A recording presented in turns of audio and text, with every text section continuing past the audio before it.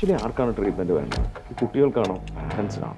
അപ്പോൾ ഈ ഫോണങ്ങ് വാങ്ങിച്ചു വെച്ചാൽ ഇതൊരു പ്രശ്നം. വയലൻ്റ് ആവും. എന്ന് പറഞ്ഞാൽ വളരെ അക്രമാസക്തമാവും, പാരൻസിനെ ഉപദ്രവിക്കും. അങ്ങനെ പാരൻസ് ഡെയിലി നമുക്കൊരു 10 കോൾസ് വരും. Phone addiction. അതെ, അതൊരു വലിയ ഇഷ്യൂ തന്നെ. ഗാഡ്ജറ്റ് ഭയങ്കര ഒരു വില്ലനാണ്. വേറെ യാതൊരു പ്രശ്നങ്ങളും ഇല്ല. നന്നായിട്ട് പഠിച്ചുകൊണ്ടിരുന്ന കുട്ടികളാണ് 7ാം ക്ലാസ് 8ാം ക്ലാസ്സൊക്കെ. ഇപ്പം നമ്മൾ ഏതൊരു ക്ലാസ് എടുത്ത് നോക്കിയാലും അവിടെ പഠനത്തിൽ പിന്നോക്കം നിൽക്കുന്ന കുട്ടികൾ അങ്ങനെ ഒരു ലേബലാക്കി വിട്ട് പഠിക്കാൻ ബുദ്ധിയില്ല. പക്ഷെ അങ്ങനെയല്ല.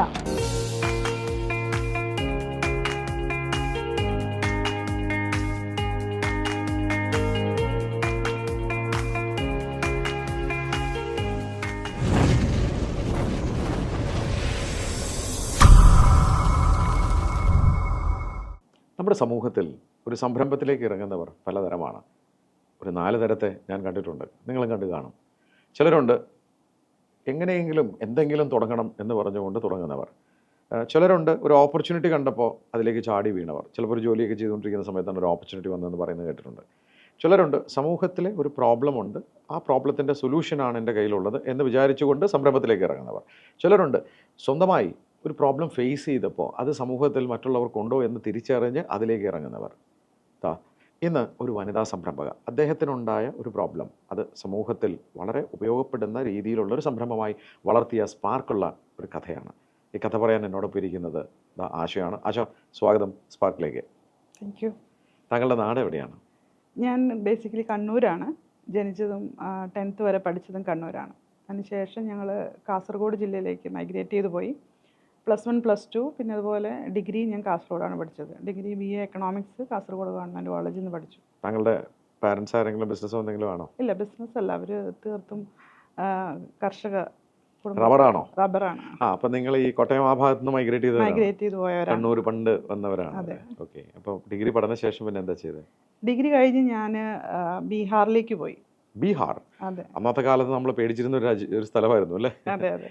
സോ എൻ്റെ ഫാദറിൻ്റെ സിസ്റ്റർ അവിടെ നണ്ണാണ്, മദർ തെരേസയുടെ കോൺഗ്രിഗേഷനിൽ. അപ്പം ഞാൻ ബീഹാർ ഒന്ന് എക്സ്പ്ലോർ ചെയ്യാമെന്നൊക്കെ വിചാരിച്ച് പോയി. ഹയർ സ്റ്റഡീസും ചെയ്യണമെന്നുണ്ടായിരുന്നു, പക്ഷേ എനിക്ക് അവിടെ ഉദ്ദേശിച്ച പോലെ ചെയ്യാൻ പറ്റിയില്ല. ഞാനൊരു സ്കൂളിൽ അവിടെ ഒരു 1 ഇയർ ടീച്ചറായിട്ട് ജോയിൻ ചെയ്തു. അപ്പോൾ എനിക്ക് മനസ്സിലായി ടീച്ചിങ് എനിക്കൊരു പാഷനാണ് എന്നുള്ളത്. അങ്ങനെ ഞാൻ വീണ്ടും 2006 മദ്രാസിലേക്ക് വന്നു, MSW ചെയ്തു. അതിനുശേഷം ഞാൻ ICFAI യൂണിവേഴ്സിറ്റിയുടെ ഒരു ഓഫ് ക്യാമ്പസിൽ കാസർഗോഡ് ഫാക്കൽറ്റി ആയിട്ട് ടീച്ചിങ്ങിൽ തന്നെ ചേർന്നു. ഓക്കെ. ടീച്ചിങ് വളരെ ഇഷ്ടപ്പെട്ടു. അതെ. പിന്നീട് എന്താ ചെയ്തത്? പിന്നീട് എനിക്ക് ICFAIയുടെ കൊല്ലം ബ്രാഞ്ചിലേക്ക് ട്രാൻസ്ഫർ കിട്ടി. ഞാൻ അവിടെ വീണ്ടും കണ്ടിന്യൂ ചെയ്തു. അതിനുശേഷം 2011 മാരേജ് കഴിഞ്ഞു. ഞങ്ങൾ ചെന്നൈയിൽ സെറ്റിലായി. ചെന്നൈയിൽ. ഹസ്ബൻഡ് എന്താ ചെയ്യുന്നപ്പോൾ? ഹസ്ബൻഡ് HR ആണ്. ഓക്കെ. കോഗ്നിസൻ്റ് HCL ഒക്കെ HR ആയിട്ട് വർക്ക് ചെയ്യായിരുന്നു. ഭാഷയും ചെന്നൈയിൽ ജോലി കിട്ടിയോ? എനിക്കും സെയിം ICFAIയുടെ തന്നെ ഹെഡ് ഓഫീസിലേക്ക് ചെന്നൈയിൽ അക്കാഡമിക് കോർഡിനേറ്റർ കം ഫാക്കൽറ്റി ആയിട്ട് എനിക്ക് കിട്ടി. അത് ആക്ച്വലി ICFAI വേറൊരു ഗ്രൂപ്പ് ടേക്ക് ഓവർ ചെയ്തിരുന്നു, അപ്പോൾ അവരുടെ ആ ഒരു പ്രോജക്റ്റിലേക്ക്. അപ്പോൾ അങ്ങനെ പോവുമായിരുന്നു അവിടെ.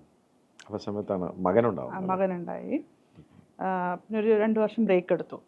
അതിനുശേഷം ഞാൻ UGC നെറ്റൊക്കെ ക്ലിയർ ചെയ്ത് ടീച്ചിങ്ങിലേക്ക് തന്നെ വീണ്ടും എൻ്റർ ചെയ്തു. ഒരു കോളേജിൽ അസിസ്റ്റൻറ്റ് പ്രൊഫസറായിട്ട് ചെന്നൈയിൽ തന്നെ. അപ്പോൾ ആ ഇടയ്ക്കാണ് താങ്കൾ പേഴ്സണലി ഒരു പ്രോബ്ലം ഫേസ് ചെയ്തതായിട്ട് റെക്കഗ്നൈസ് ചെയ്യുന്നത്. അതെ. എന്തായിരുന്നു? മോന് ശരിക്കും ചെറിയൊരു ഡിലേ ഉണ്ടായിരുന്നു സംസാരത്തിൽ. അപ്പോൾ നമുക്കറിയാമല്ലോ, 2 വയസ്സൊക്കെ ആകുമ്പോഴത്തേനും നമ്മളൊരു 2 വാക്കുകൾ സംസാരിക്കുക എന്നൊക്കെയാണ്. അപ്പോൾ അവൻ സംസാരിക്കും, പക്ഷേ നമ്മളൊരു 2 വയസ്സ് അല്ലെങ്കിൽ 3 വയസ്സായ കുട്ടി സംസാരിക്കേണ്ട ലെവലിൽ വരുന്നുണ്ടായിരുന്നില്ല. എല്ലാം ഒറ്റ വാക്കിൽ സംസാരിക്കുക, അല്ലെങ്കിൽ നമ്മളെ കൊണ്ടുപോയി ചൂണ്ടിക്കാണിക്കുക ആവശ്യങ്ങളൊക്കെ. അപ്പോൾ അങ്ങനെ ഞങ്ങളവന് പല സ്ഥലങ്ങളിലും അസസ്മെൻറ്റും ഇതിനൊക്കെ ആയിട്ട് കൊണ്ടുപോയി. അപ്പോൾ ഒരുപാട് സ്ഥലങ്ങളിൽ നമ്മളെടുത്ത് ഓട്ടിസ്റ്റിക് ഫീച്ചേഴ്സ് ഉണ്ടെന്ന് പറഞ്ഞു. പിന്നെ ചിലർ പറഞ്ഞു അല്ല, ഓട്ടിസ്റ്റ് അല്ല, ന്യൂറോ ഡൈവേഴ്സ് ആണ്, പക്ഷേ ADHD ആണെന്ന് പറഞ്ഞു. അപ്പോൾ നമ്മളങ്ങനെ കുറേ മിസ്ലീഡ് ചെയ്യപ്പെട്ടു അങ്ങോട്ടും ഇങ്ങോട്ടും. ചിലർ പറയുന്നുണ്ട്, ചിലർ പറയുന്നില്ല. പക്ഷേ കുട്ടിക്ക് സംസാരത്തിൽ ഒരു സ്ലോ ആണ്. പിന്നെ നമ്മളൊരു സെൻട്രൽ ഗവൺമെൻറ്റിൻ്റെ ഒരു ഇൻസ്റ്റിറ്റ്യൂട്ടാണ് NIMED എന്ന് പറയും. അവിടെ നമ്മൾ വീണ്ടും കൊണ്ടുപോയി എല്ലാ അസസ്മെൻറ്റും കംപ്ലീറ്റ് ചെയ്തു. അപ്പോൾ അതിൽ അവർ പറഞ്ഞു ഓട്ടിസം ഇല്ല, പക്ഷേ ആൾക്ക് ADHDയുടെ ഫീച്ചേഴ്സ് ഉണ്ട്, ഓട്ടിസ്റ്റിക്കിൻ്റെ ചില ഫീച്ചേഴ്സ് ഉണ്ട്. പക്ഷേ അതായത് ഈ ഓട്ടിസം ഉള്ള കുട്ടികളെ അറിയാം, അവർക്ക് ഇങ്ങനെ റിപ്പീറ്റേഷൻസ് ഇഷ്ടമാണ്, എന്താ പറയുക, അവർ ചെയ്ത കാര്യങ്ങൾ വീണ്ടും ചെയ്യുക, അല്ലെങ്കിൽ കേട്ട കാര്യങ്ങൾ വീണ്ടും കേൾക്കുക, അങ്ങനെയൊക്കെയുള്ളൊരു ഇൻട്രസ്റ്റ് ഉണ്ടാവും അവർക്ക്. അപ്പോൾ അങ്ങനെയുള്ള ചില കാര്യങ്ങൾ അവനുണ്ടായിരുന്നു. പക്ഷെ അവന് ഓട്ടിസ്റ്റിക് അല്ല. അല്ല. അങ്ങനെ ഞങ്ങൾ അവിടെ അവരുടെ അഡ്വൈസ് എടുത്തപ്പോൾ അവർ പറഞ്ഞു, കുട്ടിക്ക് ബേസിക്കലി ഒരു സംസാരിക്കാനുള്ള ബുദ്ധിമുട്ട് എന്തുകൊണ്ടെന്ന് വെച്ചാൽ ഈ ലാംഗ്വേജിൻ്റെ ഒരു വ്യത്യസ്തത ഉണ്ടല്ലോ. നമ്മളവിടെ വീട്ടിൽ നമ്മൾ മലയാളം സംസാരിക്കും, സ്കൂളിൽ പോയാൽ ഇംഗ്ലീഷ് ഹിന്ദിയാണ്, പിന്നെ ആയാസമൊക്കെ തമിഴ് പറയും, നെയ്ബേഴ്സ് തമിഴ് പറയും. അപ്പം അങ്ങനെ കൺഫ്യൂഷനാണ്, എല്ലാം കൂടി മിക്സ് ചെയ്തിട്ടാണ് അവൻ സംസാരിച്ചുകൊണ്ടിരുന്നത്. അപ്പോൾ അങ്ങനെ ഞങ്ങളെടുത്ത് അവർ പറഞ്ഞു, നമുക്ക് തെറാപ്പീസൊക്കെ കൊടുക്കാം, സ്പീച്ച് തെറാപ്പിയൊക്കെ, ഒപ്പം തന്നെ നിങ്ങൾ നിങ്ങളുടെ മാതൃഭാഷ സംസാരിക്കുന്നിടത്ത് പോകുന്നതായിരിക്കും കുറച്ചും കൂടി അവന് നല്ലത്, ഈ കൺഫ്യൂഷൻ ഇല്ലാതെ ചെയ്യാമല്ലോ. അങ്ങനെ ഞങ്ങൾ 2019 ഇങ്ങോട്ടെത്തി, നാട്ടിലേക്ക് എവിടെ വന്ന് സെറ്റിൽ ആയോ? ഞങ്ങൾ കൊച്ചി തന്നെയാണ് വന്നത്. അതെ. റെഗുലർ സ്കൂളിങ് സ്റ്റാർട്ട് ചെയ്തു, 1ാം ക്ലാസ്സിൽ ചേർത്തു, 6 വയസ്സ് ആയി. അപ്പം സ്കൂൾ ടൈമിങ്ങും ഈ സ്കൂളിൻ്റെ ഒരു പാറ്റേണൊക്കെ അവന് കുറച്ച് ചാലഞ്ചിങ് ആയിരുന്നു. അതെ, കാരണം ഒരു 10 മണിക്ക് കയറിയാൽ ഒരു 4 മണി വരെ ക്ലാസ്സിലിരിക്കുക. അപ്പോൾ അവനെന്ത് ചെയ്യും, അതിൻ്റെ ഇടയിൽ ഒരു 2 പ്രാവശ്യം ഓടും, ഒന്ന് പുറത്തേക്ക് ഇറങ്ങും, ഒന്ന് ചാടും, അങ്ങനെയൊക്കെയുള്ള കുറച്ച് അവൻ്റെതായ. അതെ, ടീച്ചേഴ്സിന് അത് ഭയങ്കര പ്രശ്നമായിരുന്നു. കുറേ ദിവസങ്ങൾ ഞാൻ പോയി കൂട്ടിക്കൊണ്ട് വന്നിട്ടുണ്ട് വീട്ടിലേക്ക്. ടീച്ചേഴ്സ് മാനേജ് ചെയ്യാൻ ബുദ്ധിമുട്ടാണ്, മറ്റു കുട്ടികൾക്ക് ശല്യമാണ്, അങ്ങനെയൊക്കെയുള്ള ഇത്. അപ്പം അങ്ങനെ ഒപ്പം തന്നെ അവനിങ്ങനെ നമ്മൾ ബിഹേവിയർ തെറാപ്പീസും കാര്യങ്ങളൊക്കെ കൊടുക്കുന്നുണ്ടായിരുന്നു. സ്കൂളിൽ ചേർന്നതിന് ശേഷമാണ് നമ്മൾ അവന് ഡിസ്ലെക്സിയ, ലേണിംഗ് ഡിസബിലിറ്റി ഉണ്ട് എന്നുള്ളത് മനസ്സിലാക്കിയത്. ഇപ്പം പഠന പ്രയാസമുണ്ട്. അപ്പം ഈ ADHD അങ്ങനെയുള്ള സാധനങ്ങളൊക്കെ കുറഞ്ഞു വന്നു. സ്പീച്ച് നല്ല ഡെവലപ്പായി. ഇവിടെ വന്ന് കുട്ടികളോട് സംസാരിച്ചിട്ട് നല്ല രീതിയിൽ ഇതായി, അവൻ ഇമ്പ്രൂവ് ആയി, നന്നായിട്ട് സംസാരിക്കും. അപ്പം ഒരു 6 വയസ്സ് വരെ 5 വയസ്സ് വരെ സംസാരിക്കാതിരുന്ന കുട്ടി അത് കഴിഞ്ഞുള്ള കാലയളവിൽ അതിനും കൂടി ചേർത്ത് സംസാരിക്കുന്ന രീതിയിലേക്ക് അവൻ്റെ ഭാഷ അല്ലെങ്കിൽ കമ്മ്യൂണിക്കേഷൻ വളർന്നു. പക്ഷെ പഠനത്തിൽ പ്രയാസങ്ങളുണ്ടായി. അങ്ങനെ ഞങ്ങൾ വീണ്ടും അവന് ഈ സ്പെഷ്യൽ എഡ്യൂക്കേഷനൊക്കെ കൊടുക്കാനായിട്ട് ഓരോ സ്ഥലങ്ങളിൽ കൊണ്ടുപോയി. അപ്പോൾ ഒരു 3 വർഷം 4 വർഷമൊക്കെ ഞങ്ങൾ കൊടുത്തു. പക്ഷേ വലിയ പ്രകടമായ മാറ്റങ്ങളൊന്നും ഉണ്ടായില്ല. അപ്പം അത് അത്യാവശ്യം നല്ല കോസ്റ്റ്ലി ആണ് താനും, ഒരു 45 മിനിറ്റ്സിൻ്റെ സെഷൻ എന്ന് പറയുമ്പോൾ. അങ്ങനെ ഞങ്ങൾ ശരി, അങ്ങനെയാണെങ്കിൽ നമുക്ക് ഒരു റെമഡിയൽ ട്യൂട്ടറെ വെക്കാം. അങ്ങനെ നമ്മൾ അവൻ്റെ ഒരു കാര്യത്തിന് വേണ്ടിയിട്ടാണ് നമ്മൾ റെമഡിയൽ ട്യൂട്ടറെ വെച്ചത്. അപ്പോൾ അവന് നന്നായിട്ട് പഠിക്കാൻ പറ്റുന്നുണ്ട്. അതായത് നമ്മളൊരു സ്കൂളിൽ ഒരു 40 കുട്ടികളുണ്ടെങ്കിൽ ആ 40 കുട്ടികളിലേക്കും ടീച്ചറിൻ്റെ ശ്രദ്ധ പോകുക എന്നുള്ളത് ബുദ്ധിമുട്ടാണ്. ഓരോ കുട്ടിയും ഓരോ രീതിക്കായിരിക്കും. അപ്പോൾ ഇതുപോലെയുള്ള ന്യൂറോ ഡൈവേർജൻ്റ് ആയിട്ടുള്ള കുട്ടികളിലേക്ക് അവർക്ക് വേണ്ടുന്ന രീതിയിൽ പോകുക എന്നുള്ളത് ചാലഞ്ചിങ് ആണ് ടീച്ചേഴ്സിനെ സംബന്ധിച്ചിടത്തോളം. പിന്നെ അത് മാത്രമല്ല, നമ്മുടെ ടീച്ചേഴ്സ് ആ ഒരു രീതിയിൽ ഇങ്ങനെയുള്ള കുട്ടികളെ ഹാൻഡിൽ ചെയ്യാൻ മാത്രം എക്വിപ്ഡും അല്ല, അവരെ ട്രെയിൻഡ് അല്ല. അതെ, അവരെങ്ങനെയെങ്കിലും കുട്ടിയൊന്നും കൊണ്ടുപോയി മറ്റുള്ളവർക്ക് ബുദ്ധിമുട്ടാണെന്നേ പറയും. അതെ. സോ അങ്ങനെ നമ്മൾ സ്റ്റാർട്ട് ചെയ്തു. അപ്പോൾ അതിൽ അവന് നല്ല മാറ്റങ്ങൾ വരാൻ തുടങ്ങി. അത്യാവശ്യം എഴുതാനും വായിക്കാനും. അവന് വേറെ കഴിവുകളുണ്ട്, ഒരുപാട് കഴിവുകളുണ്ട്. പേരെന്താണ്? മോൻ്റെ പേര് അഭിഷിക്ത്. ശരി, എന്താണ് അവൻ്റെ കഴിവുകൾ? എന്താണ്? അവൻ ഒരു ഫോട്ടോജനിക് മെമ്മറി പവർ ഉണ്ട് അവന്. ഓക്കെ. ഇപ്പോൾ സാറിനൊരു കണ്ടു കഴിഞ്ഞാൽ അവന് അടുത്ത വർഷം അതേ സമയമാകുമ്പോഴോ അല്ലെങ്കിൽ അടുത്ത വർഷം സാർ ചോദിച്ചു കഴിഞ്ഞിട്ടുണ്ടെങ്കിൽ അവനെല്ലാം പറയും. എപ്പോഴാണ് നമ്മൾ കണ്ടത്, എന്താണ് നമ്മൾ സംസാരിച്ചത്, നമ്മളെന്ത് കോസ്റ്റ്യൂമാണ് ഇട്ടത്, അങ്ങനെ. ഇപ്പോൾ ഒരാളെ കണ്ട അവൻ ബർത്ത്ഡേ ഒക്കെ ചോദിക്കും, സംസാരിക്കും. നല്ല സംസാരപ്രിയനായി ഇപ്പോൾ അവൻ. ആളുകളുടെ അടുത്തൊരു ബർത്ത്ഡേ ചോദിക്കും, അത് ഓർത്ത് വെക്കും. അടുത്ത വർഷം ആദ്യം വരുന്ന ബർത്ത്ഡേ വിഷ് അവൻ്റെ ആയിരിക്കും. അതുപോലെ ഫാമിലിയിലും ഫ്രണ്ട്സിൻ്റെ ഒക്കെ നമ്മളെല്ലാം എന്നെ ഓർമ്മിപ്പിക്കും, അമ്മ ഇന്നയാളുടെ ബർത്ത്ഡേ ആണ്, വിഷ് ചെയ്യണം, രാവിലെ എഴുന്നേറ്റ് പറയും. സോ അതെല്ലാം അവന് ഓർമ്മയാണ്, നല്ല ഓർമ്മശക്തിയാണ്. കലണ്ടർ നോക്കിയിട്ട് വർഷങ്ങൾ പിന്നോട്ടുള്ള ഡേറ്റ്, ഏത് ഡേറ്റ് റാൻഡമായിട്ട് ചോദിച്ചാലും ആ ഡേ കറക്റ്റായിട്ട് പറയും. വരാനിരിക്കുന്ന വർഷങ്ങളും ചോദിച്ചാലും പറയും. അങ്ങനെ എന്താ പറയുക, ഒരുപാട് ഏരിയാസിൽ അവൻ നമുക്ക് ബ്രില്യൻ്റ് ആണ്. മെമ്മറി പവറും ടച്ച് വുഡ് ഭയങ്കര മെമ്മറിയാണ്. ഇവിടെയാണ് നമ്മുടെ കുഴപ്പം. നമ്മളതല്ല കാണുന്നത്. നമ്മളെപ്പോഴും കാണുന്നത് മറുവശമാണ്.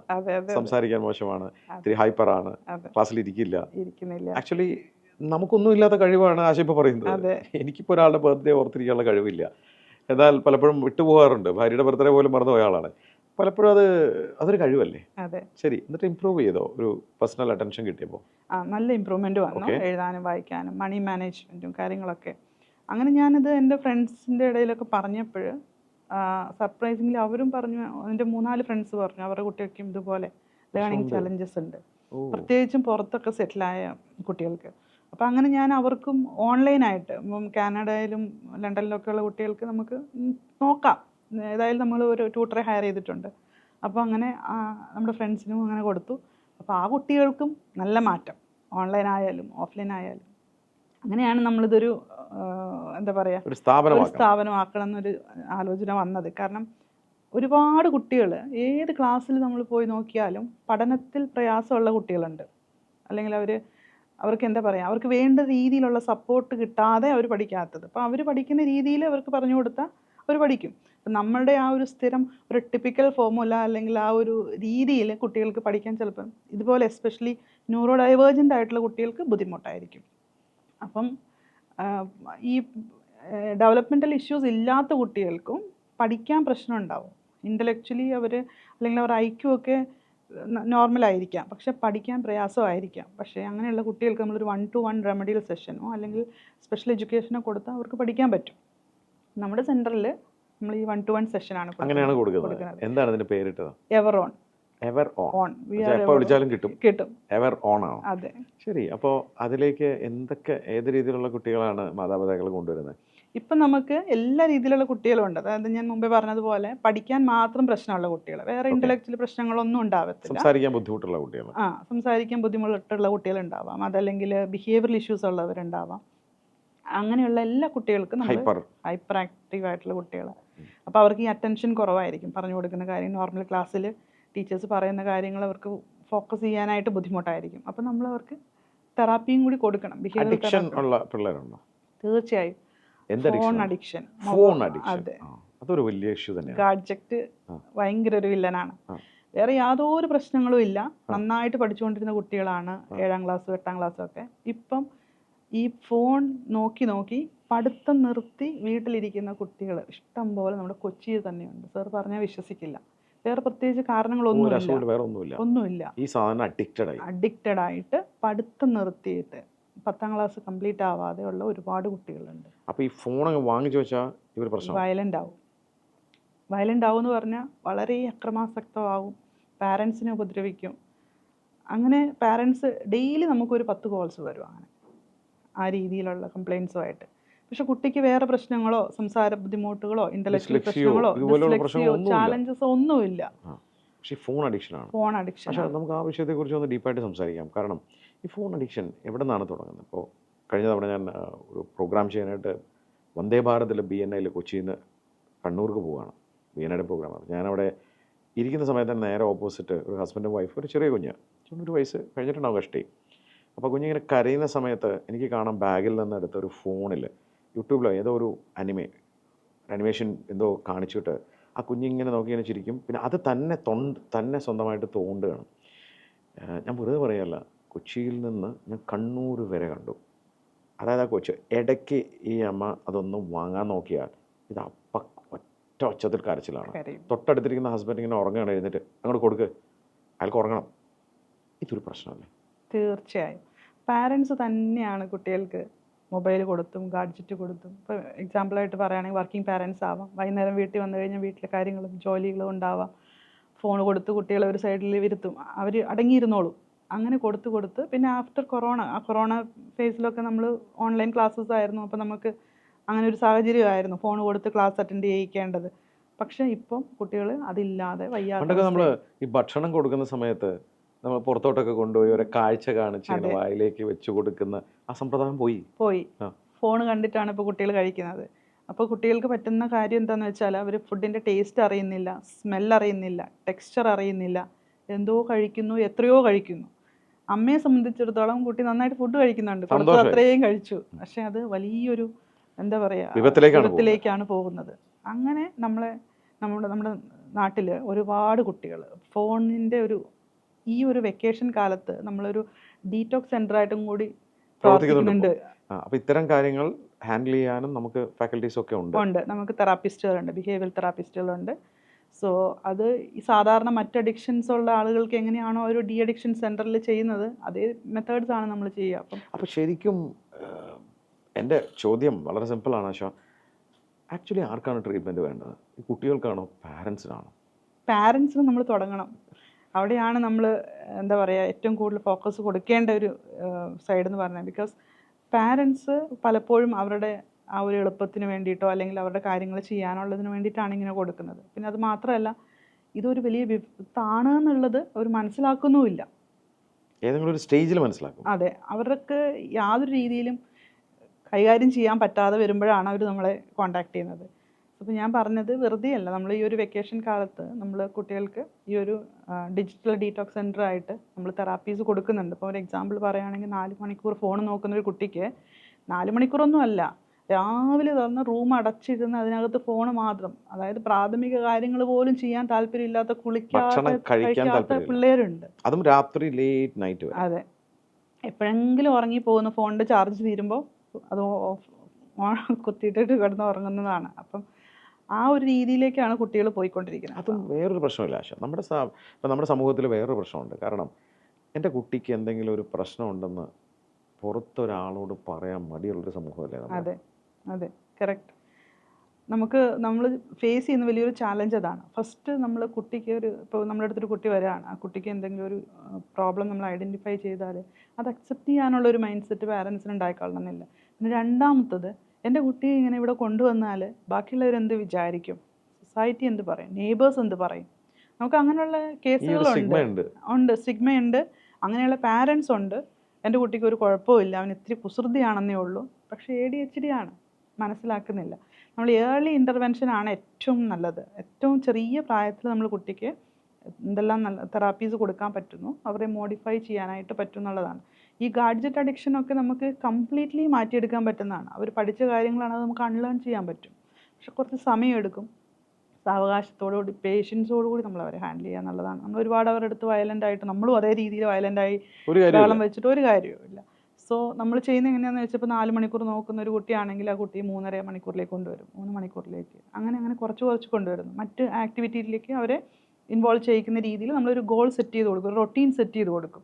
അപ്പോൾ അതിന് ആ കുട്ടിയും പാരൻസും വീട്ടിലുള്ളവരും എല്ലാം എൻ്റയർ ആ കുട്ടിയെ ചുറ്റിയിരിക്കുന്നവരുടെ എല്ലാം ഒരു സപ്പോർട്ട് വേണം. അപ്പോഴാണ് പാരൻസിന് തോന്നുന്നത് എൻ്റെ കുട്ടിക്ക് ഒരു പ്രോബ്ലം ഉണ്ട്. അപ്പോൾ അതുപോലെ തന്നെ ഇപ്പോൾ ചിലപ്പോൾ ഡിസ്ലെക്സിയ ആയിരിക്കാം, ഒരു ഡോക്ടറെ പോയി കാണാൻ ഒരു ക്ലിനിക്കൽ സൈക്കോളജിസ്റ്റോ ഒക്കെ മടിയാണ്. കാരണം സമൂഹം എന്ത് ചിന്തിക്കും എന്നുള്ളതാണ്. നമുക്കൊരു അസുഖം വന്നാൽ നമ്മൾ തീർച്ചയായിട്ടും ഡോക്ടറെ അടുത്ത് പോകും, പക്ഷേ ഇത് പോവില്ല. കുട്ടികൾക്ക് മാത്രമല്ല, വലിയവർക്കാണെങ്കിലും നമ്മളൊരു സ്റ്റക്കായി എന്നൊരു തോന്നുന്ന നിമിഷത്തിൽ, അല്ലെങ്കിൽ എനിക്കൊരു എക്സ്പേർട്ട് ഒപ്പീനിയൻ വേണം, എനിക്കൊന്ന് ഷെയർ ചെയ്യണം തോന്നുന്നു, നമുക്കൊരു തെറാപ്പിസ്റ്റിനെ സമീപിക്കുന്നതിൽ യാതൊരു തെറ്റുമില്ല, അത് ചെയ്യണം എന്നുള്ളതാണ്. ഇത് നമ്മൾ തന്നെയാണെങ്കിലും നമുക്കൊരു സ്റ്റക്ക് ആകുമ്പോൾ നമ്മൾ കൺസൾട്ട് ചെയ്യും. ആളുകളുണ്ടായിരുന്നു, ഇപ്പോൾ ആരും ഇല്ല. അപ്പം അതുകൊണ്ട് തന്നെ ഞാൻ മുമ്പേ പറഞ്ഞത് എവർ ഓൺ എന്ന് പറഞ്ഞാൽ we are always on and ഒരു കോൾ എവേ നമ്മളുണ്ട് എന്നുള്ളതാണ്. അപ്പം നമ്മുടെ അടുത്ത് വരുന്ന കുട്ടികൾക്ക് നമ്മൾ റെമഡിയൽ ക്ലാസ്സസോ സ്പെഷ്യൽ എഡ്യൂക്കേഷനോ തെറാപ്പീസോ മാത്രമല്ല നമ്മൾ കൊടുക്കുന്നത്. അവർക്ക് സ്റ്റക്കായി, അല്ലെങ്കിൽ അവരുടെ സ്കൂളിലൊരു പ്രശ്നം വന്നോ, അല്ലെങ്കിൽ ഫ്രണ്ട്സുമായിട്ടൊരു പ്രശ്നം വരുമ്പോൾ അവർക്ക് ഏത് സമയത്തും കണക്ട് ചെയ്യാന്നുള്ളതാണ്. അത് ഓൺലൈനും ഉണ്ട്, ഓഫ്ലൈനും. എത്ര എംപ്ലോയീസ് ഉണ്ട് അവിടെ? നമുക്കിപ്പോൾ ഒരു 8ഓളം എംപ്ലോയീസ് ഉണ്ട്, തെറാപ്പിസ്റ്റുകളൊക്കെ ആയിട്ട്. നമുക്ക് ഈ പറഞ്ഞതുപോലെ നമ്മൾ 1-to-1 സെഷനാണ്, നമ്മൾ ഗ്രൂപ്പായിട്ടൊന്നും ചെയ്യത്തില്ല. നമ്മൾ ഓരോ കുട്ടിയും യൂണിക്കാണ്, പേഴ്സണൽ അറ്റൻഷൻ കൊടുക്കും. അപ്പം നമ്മുടെ മെയിൻ ഫോക്കസ് നമ്മൾ എവറോൺ അക്കാഡമി എന്നാണ് സ്റ്റാർട്ട് ചെയ്തത്. സോ പറഞ്ഞതുപോലെ തന്നെ ഡിസ്ലെക്സിയോ അല്ലെങ്കിൽ ലേണിംഗ് ഡിഫിക്കൽട്ടീസോ ഉള്ള പ്രശ്നങ്ങളൊന്നും ഇല്ലാത്ത കുട്ടിയാണെങ്കിലും പഠിക്കാൻ പ്രശ്നമുള്ള പിള്ളേരുണ്ടാവാം, അവർക്കൊരു 1-to-1 അറ്റൻഷൻ കൊടുത്ത് അവരെ ബേസിക് ആയിട്ടുള്ള കാര്യങ്ങൾ അറ്റ്ലീസ്റ്റ് ഒരു 15 ദിവസം, ഒരു മാസത്തിനുള്ളിൽ യാതൊന്നും എഴുതാനും വായിക്കാനും പറ്റാത്ത കുട്ടികൾ എത്രയോ പേര് നമ്മുടെ അടുത്ത് വന്നിട്ട് ഒരു മാസത്തെ ക്ലാസ് എടുത്തതിന് ശേഷം നന്നായിട്ട് എഴുതുകയും വായിക്കുകയും മണി മാനേജ്മെൻറ്റ് ചെയ്യുകയും ഒറ്റയ്ക്ക് ട്രാവൽ ചെയ്യുകയൊക്കെ ഉണ്ട്. അങ്ങനെയുള്ള ഒരുപാട് കേസസ് ഉണ്ട് നമുക്ക്. അപ്പോൾ സ്ക്രൈബൊക്കെ വെച്ച് എക്സാം എഴുതും 10th + 2 ഒക്കെ. അപ്പം അവർക്ക് പിന്നെ ഒന്നും അറിയില്ല ബാക്കി എഴുതാനും വായിക്കാനൊക്കെ. അങ്ങനെ നമുക്ക് കുട്ടികളുണ്ട്. മറ്റ് ജില്ലകളിൽ നിന്ന് ഇവിടെ വന്ന് പാരൻസ് നല്ല എഫേർട്ട് എടുത്ത് ഇവിടെ സ്റ്റേ ചെയ്ത് ഡെയിലി ക്ലാസ് അറ്റൻഡ് ചെയ്യുന്ന കുട്ടികളുണ്ട്, പുറത്തുനിന്നുള്ളവരുണ്ട്. ആ കുട്ടികൾക്ക് നല്ല മാറ്റമാണ്. അപ്പം അവരുടെ പാരൻസിൻ്റെ ഒരു സന്തോഷം എന്ന് പറയുന്നത് അവരുടെ കുട്ടി ആദ്യമായിട്ട് എഴുതി, ആദ്യമായിട്ട് വായിച്ചു, സ്വന്തം ബോർഡ് നോക്കി ട്രാവൽ ചെയ്തു. അങ്ങനെ എന്തെങ്കിലും കേസ് സ്റ്റഡികളുണ്ടോ? ഉണ്ട്. നമുക്ക് അങ്ങനത്തെ ഇപ്പോഴും നമ്മുടെ അടുത്ത് ക്ലാസ് നടന്നുകൊണ്ടിരിക്കുന്ന എൻ്റെ കുട്ടി ഈ പറഞ്ഞ പോലെ 16 വയസ്സായിരുന്നു, കോട്ടയത്ത് നിന്ന്. അവരിവിടെ വന്ന് സ്റ്റേ ചെയ്ത് ക്ലാസ് അറ്റൻഡ് ചെയ്തു. 15 ദിവസം ആയില്ല, അതിന് മുമ്പ് തന്നെ അമ്മയ്ക്ക് മെസ്സേജ് അയച്ചു. ആദ്യമായിട്ട് ജീവിതത്തിൽ ഒന്നും അയക്കില്ല, എല്ലാം വോയിസ് നോട്ട് മാത്രമേ അയക്കില്ലായിരുന്നു. പ്ലീസ് കോൾ മീ എന്ന് പറഞ്ഞിട്ടൊരു ടെക്സ്റ്റ് അയച്ചു. അതാണ് ആ അമ്മ ഏറ്റവും വലിയ സന്തോഷം. അതിനുശേഷം അവൻ നന്നായിട്ട് വായിക്കാനും എഴുതാനും ഇപ്പം എല്ലാം ചെയ്യും. ഇപ്പം നമുക്ക് സ്വന്തമായിട്ട് അവിടെ എത്ര travel- സ്റ്റുഡൻസ് ഉണ്ട്? നമുക്കിപ്പോൾ ഒരു 40 സ്റ്റുഡൻസിൻ്റെ അടുത്തുണ്ട്. അത് കൂടാതെ ഓൺലൈൻ ക്ലാസ്സുകൾ ഓൺലൈൻ ക്ലാസ്സസും കാര്യങ്ങളും ഉണ്ട്. എല്ലാം പുറത്തുള്ള മലയാളി ഫാമിലീസിൽ നിന്നൊക്കെയാണ് കുട്ടികളുള്ളത്. അപ്പോൾ അവിടെയൊക്കെ തെറാപ്പി കിട്ടാനും ഇതുപോലെയുള്ള ക്ലാസ് കിട്ടാനും ബുദ്ധിമുട്ടാണല്ലോ. അപ്പം പല സ്ഥലങ്ങളിലും നമുക്ക് ഓൺലൈനായിട്ടും ഉണ്ട്. നമുക്ക് എല്ലാ തെറാപ്പികളും ഓൺലൈൻ ഓഫ്ലൈൻ അവൈലബിൾ ആണ്. ഇപ്പോൾ നമ്മൾ പറഞ്ഞ പോലെ ഇതൊരു നമ്മളൊരു ഇൻ്റർ ഡിസിപ്ലിനറി ടീമാണ്. നമുക്ക് സ്പീച്ച് തെറാപ്പിസ്റ്റ് ഉണ്ട്, ക്ലിനിക്കൽ സൈക്കോളജിസ്റ്റ് ഉണ്ട്, ബിഹേവിയർ തെറാപ്പിസ്റ്റ് ഉണ്ട്, child psychologist, special educator, career councillor, അങ്ങനെ. അപ്പോൾ എൻ്റെ മകൻ്റെ ഈ ഒരു ചാലഞ്ച് കാരണം ഞാനും ഒരു ലേണിംഗ് ഡിസബിലിറ്റിയിൽ കോഴ്സ് ചെയ്തിരുന്നു. സൈക്കോളജി, പ്രൊഫഷണൽ സൈക്കോളജിയുടെ കോഴ്സ് ചെയ്തിരുന്നു. താങ്കൾ ഇതിൻ്റെ ഒരു എക്സ്പേർട്ടായി. അതെ, ഞാൻ എന്താ പറയുക, എനിക്ക് അതിൻ്റെ കാര്യങ്ങളൊക്കെ പഠിക്കണം എന്നുണ്ടായിരുന്നു. അവനെ ഹെൽപ്പ് ചെയ്യാൻ വേണ്ടിയിട്ടായിരുന്നു. അപ്പം എങ്ങനെയാണ് ഇങ്ങനെയുള്ള കുട്ടികളെ ഹാൻഡിൽ ചെയ്യേണ്ടത്, അതാണ് നമ്മുടെ എവറോണിൽ എത്തി അതെ നിൽക്കുന്നത്. അതെ അതെ. അതോടൊപ്പം ആശോ ചോദിച്ചോട്ടെ, മക്കൾക്ക് ഇതുപോലെ ചെറിയ ഡിസബിലിറ്റീസ്, ചിലപ്പോൾ സ്പീച്ച് ആയിരിക്കാം, എഴുതാനായിരിക്കാം, അല്ലെങ്കിൽ പെട്ടെന്ന് ഹൈപ്പർ ആവുന്നു, നമ്മളെ ഭാഷയിൽ പറഞ്ഞ കുസൃതിയാണ്, ഒരു സ്ഥലത്ത് ഇരിക്കില്ല എന്നൊക്കെ നമ്മൾ വളരെ കാഷ്വലായിട്ട് പറയുന്ന അത്തരം പാരൻസുകൾ, അവരോട് എന്താ പറയാനുള്ളത്? അവരാദ്യം തന്നെ എന്ത് ചെയ്യുന്നത്? ഒരു എക്സ്പേർട്ട് ഗൈഡൻസ് എടുക്കുന്നത് എപ്പോഴും നല്ലതാണ്. ഇപ്പം നമ്മുടെ കുട്ടിക്ക് ഒരു കുസൃതി കൂടുതലാണ് നമുക്ക് തോന്നുകയാണ്, അല്ലെങ്കിൽ സംസാരിക്കാൻ കുറച്ച് നമുക്ക് അറിയാം. ഒരു 2 വയസ്സാകുമ്പോൾ ഒരു കുട്ടി 2 വാക്കുകൾ പറയണം. അമ്മേ വെള്ളം വേണമെന്നോ, അല്ലെങ്കിൽ അമ്മ ഫുഡ്, അങ്ങനെ പറയണം, നമ്മൾ ചേർത്ത് പറയണം. അപ്പോൾ അങ്ങനെ ഒരു ഡിലേ കാണുന്നുണ്ടെങ്കിൽ ചിലപ്പോൾ എന്ത് പറയുക, ഈ കുട്ടികൾ നമ്മളെ വലിച്ചു കൊണ്ടുപോയിട്ട് കാണിച്ചു തരുമായിരിക്കും. എനിക്ക് ഇന്നത് വേണം, ചൂണ്ടിക്കാണിക്കും, ഈ സാധനം ആ സാധനം പറയാൻ അറിയില്ല. അപ്പോൾ അങ്ങനെയുള്ള കാര്യങ്ങളൊക്കെ നമ്മൾ നോട്ടീസ് ചെയ്യുമ്പോൾ നമ്മളൊരു എക്സ്പേർട്ട് ഒപ്പീനിയൻ എടുക്കണം. ആ കുട്ടിക്ക് ഏറ്റവും പെട്ടെന്ന് തന്നെ തെറാപ്പി കൊടുക്കുകയാണ്. ഏർലി ഇൻ്റർവെൻഷൻസ് ആണ് എപ്പോഴും ഹെൽപ്പ് ആവുക. അപ്പം അതിൽ നമ്മൾ മടി വിചാരിക്കേണ്ട കാര്യമില്ല. ഇതെല്ലാം നമുക്ക് തെറാപ്പി വഴി നമുക്ക് ചെയ്യാനായിട്ട് പറ്റുന്ന കാര്യങ്ങൾ തന്നെ, ഡെവലപ്പ് ചെയ്ത് കൊണ്ടുവരാനായിട്ട് പറ്റുന്ന കാര്യങ്ങളാണ്. ഇപ്പം നമുക്ക് ഓട്ടിസ്റ്റിക് ആയിട്ടുള്ള കുട്ടികളെ തന്നെ നമുക്ക് ഒരുപാട് മോഡിഫിക്കേഷൻസ് ചെയ്ത് അവരെ ട്രെയിനിങ് കൊടുക്കാൻ പറ്റും. അവരുടേതായ കാര്യങ്ങളെല്ലാം ചെയ്ത് നമ്മളൊന്നും ചെയ്യാതെ ഇവരെ വീട്ടിൽ വെച്ചിരുന്നിട്ടുണ്ടെങ്കിൽ അവർക്ക് അവരുടെ കാര്യങ്ങൾ പോലും മാനേജ് ചെയ്യാനായിട്ട് പറ്റത്തില്ല. പക്ഷേ നമുക്ക് കുറച്ച് സമയമെടുക്കും. സമയമെടുത്താലും നമുക്ക് എല്ലാത്തിനും ട്രെയിനിങ് കൊടുക്കാൻ പറ്റും. ക്ഷമ വേണം. പിന്നെ അതുപോലെ തന്നെ നമ്മൾ എൻ്റെ കുട്ടി ഇന്നതാവണം, ഇന്നത് പഠിക്കണം എന്ന് ഞാൻ ഡിസൈഡ് ചെയ്യുന്നതിന് പകരം അവൻ എന്താണോ ഒരു കഴിവുള്ളത്, അവൻ്റെ എന്താണോ ഒരു സ്കില്ല്, അത് ഐഡൻറ്റിഫൈ ചെയ്തിട്ട് അതിലേക്ക് ചാനലൈസ് ചെയ്ത് വിടുക എന്നുള്ളതാണ് നമ്മൾ ചെയ്യേണ്ടത് ആസ് എ പാരൻറ്റ്. അപ്പം നമ്മൾ കമ്പയർ ചെയ്യരുത്, മറ്റു കുട്ടികളുമായിട്ട് ഒരിക്കലും കമ്പയർ ചെയ്യരുത്. ഓരോ കുട്ടിയും ഇപ്പോൾ ഒരേ പാരൻസിൻ്റെ മക്കളാണെങ്കിൽ പോലും ഡിഫറെൻ്റ് ആണ്. അത് നമ്മൾ ആദ്യം മനസ്സിലാക്കണം. കമ്പയർ ചെയ്തിട്ട് ഒരു കാര്യമില്ല. ചിലപ്പം പാരൻസിന് നേടാൻ പറ്റാത്ത കാര്യങ്ങൾ എൻ്റെ മക്കളിലൂടെ നേടണം എന്നൊക്കെയുള്ള ആഗ്രഹങ്ങളൊക്കെ ഉണ്ടല്ലോ. അപ്പോൾ അതൊക്കെയാണ് നമുക്ക് ചാലഞ്ചിങ് ആയിട്ട് വരുന്നത്. ഇപ്പോൾ കുട്ടികൾക്ക്, ഇപ്പോൾ നമ്മൾ പറയുകയാണെങ്കിൽ നമ്മൾ 10th പ്ലസ് 2 ഒക്കെ കഴിഞ്ഞ കുട്ടികൾക്ക് എന്ത് കോഴ്സ് എടുക്കണം എന്നുള്ളൊരു അറിയാതെ സ്റ്റക്കായി നിൽക്കുന്ന ഒരുപാട് പിള്ളേരുണ്ട്. അപ്പോൾ അങ്ങനെയുള്ള കുട്ടികൾക്കാണെങ്കിൽ നമുക്ക് സയൻറ്റിഫിക് ആയിട്ട് അവരെ ഹെൽപ്പ് ചെയ്യാൻ പറ്റും. സൈക്കോമെട്രിക് അസസ്മെൻറ്റും ആപ്റ്റിറ്റ്യൂഡ് ടെസ്റ്റും എടുത്തിട്ട് അവർക്ക് എന്താണോ സ്കില്ലുള്ളത്, അവർക്ക് ഏതാണോ അവരുടെ കോർ ഏരിയ എന്ന് കണ്ടുപിടിച്ചിട്ട് ആ രീതിയിൽ നമുക്ക് അവരെ ചാനലൈസ് ചെയ്ത് വിടാനായിട്ട് പറ്റും. ഇപ്പം നമുക്ക് എന്താ പറയുക, മാനേജീരിയൽ സ്കിൽസ് അല്ലെങ്കിൽ മാനേജ്മെൻ്റ് ആണോ ഒരാൾക്ക് പറ്റുന്നത്, അല്ലെങ്കിൽ എഞ്ചിനീയറിംഗ് ആണോ പറ്റുന്നത്, ഇതൊക്കെ നമുക്ക് നേരത്തെ തന്നെ കണ്ടുപിടിക്കാൻ പറ്റും. അപ്പോൾ തീരെയും എഞ്ചിനീയറിംഗ് സ്കില്ലില്ലാത്ത ഒരാളെ നിർബന്ധിച്ച് കോച്ചിങ്ങിന് വിട്ടിട്ട് എൻട്രൻസ് എഴുതിപ്പിച്ച് എഞ്ചിനീയർ ആക്കിയിട്ട് കാര്യമില്ല എന്നുള്ളതാണ്. പൂർത്തിയാവില്ല, ബാക്ക്ലോഗായിട്ട് തിരിച്ചു വരും. അതെ. ആശ, എവറോൺ എന്ന് പറയുന്ന ഈ ഒരു സ്ഥാപനം അതിലേക്ക് എത്തിപ്പെട്ടത് തന്നെ മകൻ്റെ ആ ഒരു ഇമ്പ്രൂവ്മെന്റിന് വേണ്ടിയായിരുന്നു അല്ലേ? മകനിപ്പോൾ നല്ല മിടുക്കനായി. അതെ, അവൻ കാര്യങ്ങളൊക്കെ പഠിച്ചിട്ടുണ്ട്. ഇപ്പോഴും അവൻ നമ്മുടെ സെൻട്രലിലത്തെ സെഷൻസ് ഒക്കെ എടുക്കുന്നുണ്ട്, അറ്റൻഡ് ചെയ്യുന്നുണ്ട്, മിടുക്കനായിട്ട് പോകുന്നു. അപ്പോൾ അദ്ദേഹം എവിടെയാണ് പഠിക്കുന്നത്? അവന് ഇവിടെ ഒരു കാക്കനാട് ഒരു ഗവൺമെൻറ് സ്കൂളിലാണ്. ഞങ്ങൾ ആദ്യം അവനൊരു ഇൻ്റർനാഷണൽ സ്കൂളിലൊക്കെ ചേർത്തു. പക്ഷേ ഭയങ്കര ബുദ്ധിമുട്ട് മാനേജ് ചെയ്യാനായിട്ട് കാര്യങ്ങൾ, ടീച്ചേഴ്സിനും ബുദ്ധിമുട്ട്. പിന്നെ നമ്മൾ അവനെ സർക്കാർ സ്കൂളിലേക്ക് മാറ്റി, കുഴപ്പമില്ലാതെ പോകുന്നുണ്ട്. അവനിപ്പോൾ സ്കൂളിൽ പോകുന്നുണ്ട്, ഈ പറയുന്ന പോലെ കഴിവുകളൊക്കെ പ്രകടിപ്പിക്കുന്നുണ്ട്. അതെ അതെ അതെ. അവന് സ്കൂളിൽ അവൻ്റെ എല്ലാ കാര്യങ്ങളും, ചെറിയ കുട്ടിയായിരുന്നപ്പോൾ മുതൽ സ്വന്തം കാര്യങ്ങൾ സ്വന്തമായിട്ട് ചെയ്യും. ഇപ്പം നമ്മൾ സാധാരണ ഒരു നോർമൽ കുട്ടിക്ക്, LKG പഠിക്കുന്ന കുട്ടിക്ക് നമ്മൾ പാരൻ്റ് എല്ലാം ചെയ്തു കൊടുക്കണം അവന് സ്കൂളിൽ ഒരുക്കി വിടാനായിട്ട്. പക്ഷെ അതിൻ്റെ ആവശ്യം വന്നിട്ടില്ല. അതാ പറയുന്നത്, മറ്റു പല കാര്യങ്ങളിൽ അവർ ഭയങ്കര ഇതാണ്, എന്താ പറയുക, നന്നായിട്ട് ചെയ്തോളും എല്ലാ കാര്യങ്ങളും. അവൻ്റെ എല്ലാ കാര്യങ്ങളും മാനേജ് ചെയ്യും, തന്നെ റെഡിയാവും. ഹസ്ബൻഡ് ഇപ്പോൾ? എൻ്റെ ഹസ്ബൻഡ് ഒരു HR പ്രൊഫഷണലാണ്. ഇപ്പം ചെന്നൈയിലാണ് വർക്ക് ചെയ്യുന്ന, ഒരു കമ്പനിയുടെ GM HR ആയിട്ട് വർക്ക് ചെയ്യാണ്. അപ്പോൾ ഈ എവറോണിൻ്റെ ഭാവി സ്വപ്നങ്ങൾ എന്തൊക്കെയാണ്?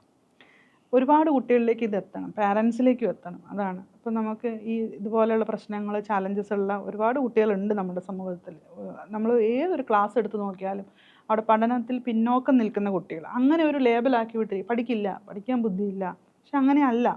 നമ്മുടെ ആ ഒരു ടിപ്പിക്കൽ മെത്തേഡ് ഒന്ന് മാറ്റിയിട്ട് ആ കുട്ടിക്ക് മനസ്സിലാകുന്ന രീതിയിൽ നമ്മൾ ചെയ്ത് പഠിപ്പിക്കാൻ ഒരു എഫേർട്ട് ഇട്ടിട്ടുണ്ടെങ്കിൽ ആ കുട്ടി പഠിക്കും. അതിന് എവറോൺ എന്ത് എഫേർട്ടാണ് എടുക്കുന്നത്? നമ്മുടെ അടുത്തൊരു കുട്ടി വരികയാണെങ്കിൽ അപ്പം പാരൻ്റ് ചിലപ്പോൾ നമ്മളോട് പറയാം ഈ കുട്ടിക്ക് ശ്രദ്ധയില്ല, പഠിക്കുന്നത് മറന്നു പോവുകയാണ്, ഓർമ്മയില്ല എന്നൊക്കെ പറഞ്ഞു വരും. പക്ഷേ ആ കുട്ടിക്ക് എന്തെങ്കിലും ഒരു ചാലഞ്ച് ഉണ്ടാവും. എന്തുകൊണ്ടാണ് മറന്നു പോകുന്നത്, അല്ലെങ്കിൽ എങ്ങനെയാണ് എന്താണ് അതിൻ്റെ കാര്യം. നമ്മളതൊരു അസസ്മെൻറ്റ് ചെയ്യും, ആ കുട്ടിയുടെ പഠന നിലവാരം മനസ്സിലാക്കാനും അതുപോലെ ബാക്കി സ്വഭാവ പ്രശ്നങ്ങളൊക്കെ മനസ്സിലാക്കാനായിട്ട്.